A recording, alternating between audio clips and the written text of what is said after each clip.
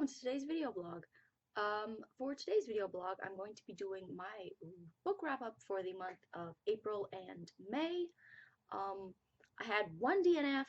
I read fully 3 books. Um,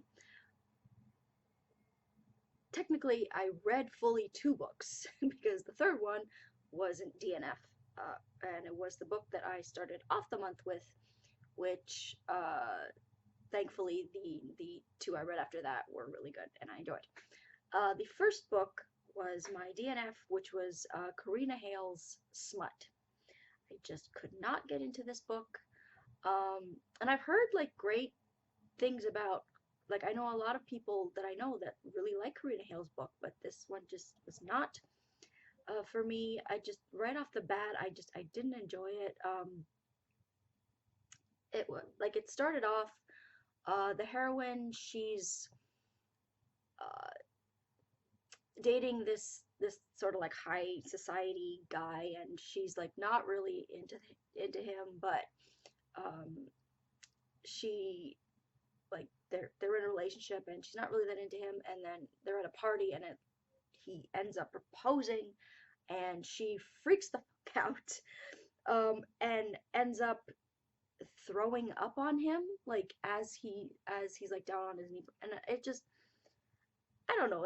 I didn't like that scene. It just felt too um slapsticky.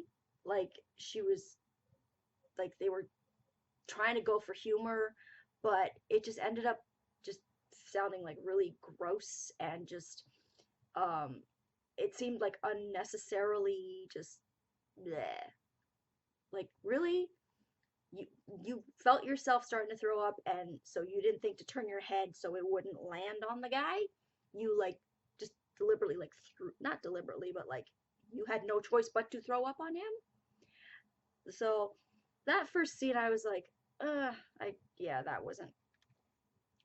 But I kept with it, and turns out that she's an author and she's taking these writing classes, and there's this really hot guy in the class who, of course, right off the bat, she can't stand because apparently she can't stand him because he's a bit of a man whore.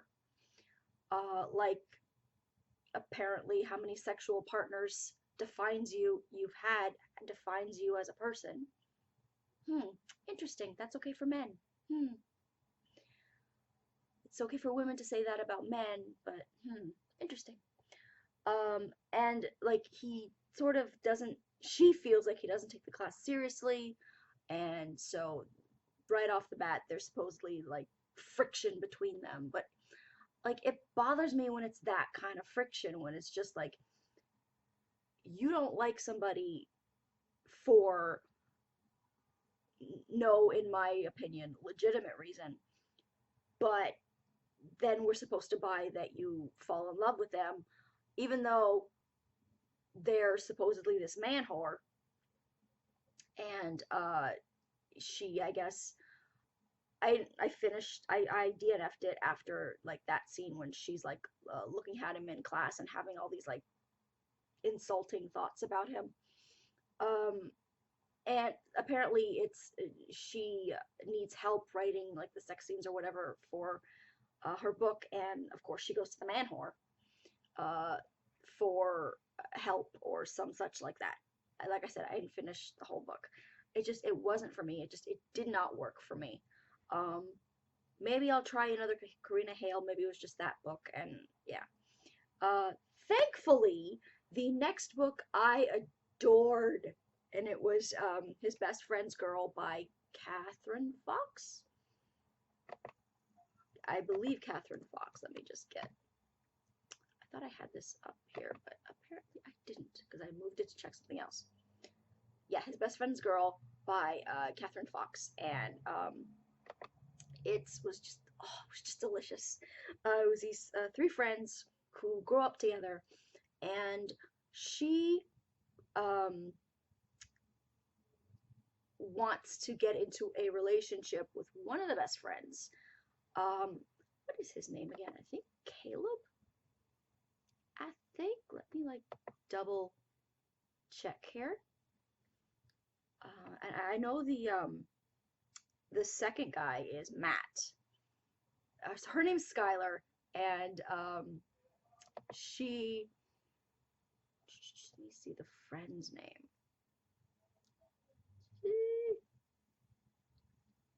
That's Matt.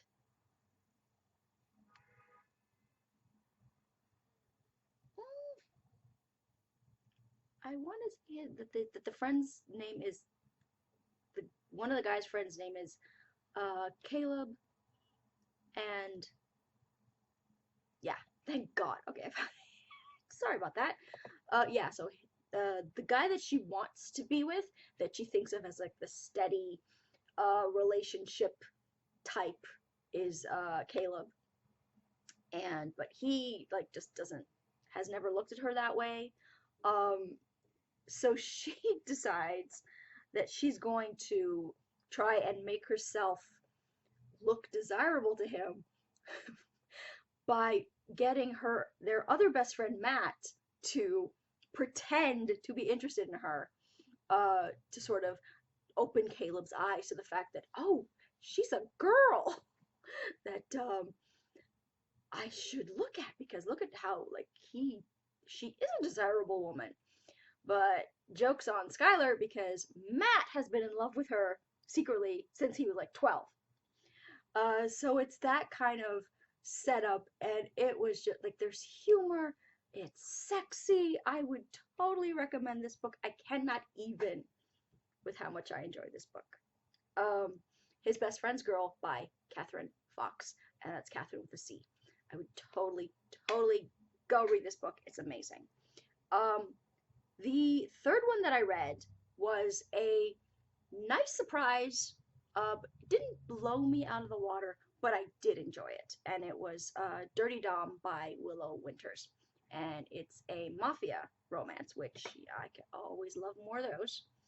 Um, and I say pleasantly surprised, because the first Willow Winters I believe that I tried was, it was a dark romance. Let me see if I can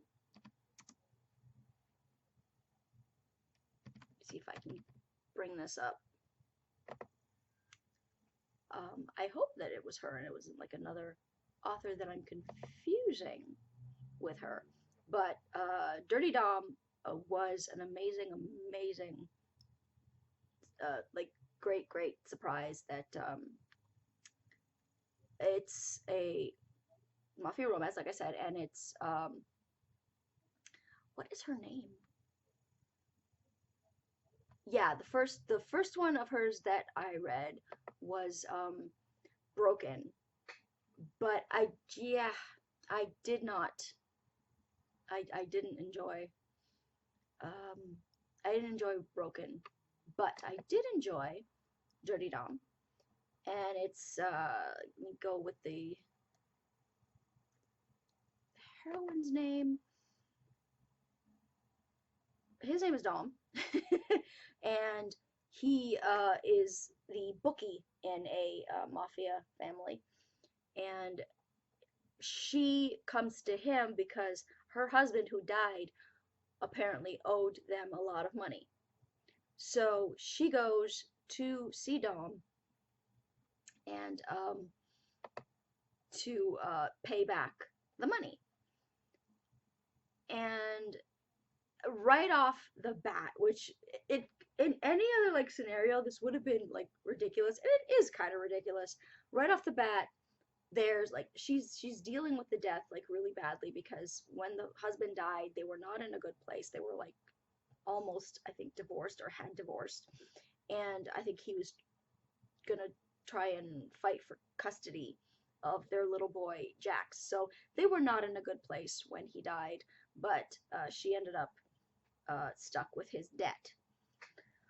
So she goes to Dom to pay off the debt, and she's very like emotionally um, fragile at this point, and just there's this like instant kind of attraction between them, and they end up having sex in his office, her and Dom, like right with like barely knowing each other. It's sort of like a what they think is like a one time thing, and um, it uh, of course, she makes an impression on him, and uh, he doesn't want it to just be a one-time thing. He wants more, and so he starts to pursue her, and this puts her in the line of danger because of his criminal life. Um, so it was really like just I was happy that I gave the author a second try because I did really enjoy this book. Um, the only reason I would say that I didn't love it is because that I thought the end was tied up a little too neatly. Like the ending and like their resolution, like of like being together or stuff, just it just happened like really quickly, in my opinion. Um, I would have liked more of Dom and what was her name? I'm trying to get like the heroine's name. I know his name was Dom. Becca. That was it. God damn. Um, I would have liked a little bit more of Becca and Dom sort of. There's a bit of like BDSM-ish tinge to it, and I would have liked more of that kind of explored a little bit more because there are scenes where like that part of her comes out, and she um she doesn't want to resist him. She wants to like obey him in certain um in the bedroom, like that's part of like that arouses her to obey him, and kind of that submissive side of her. I would have liked to see more of that. I would have, yeah, and I just thought that like the ending was a little bit too rushed and wrapped up too neatly. But otherwise, it's sexy as hell.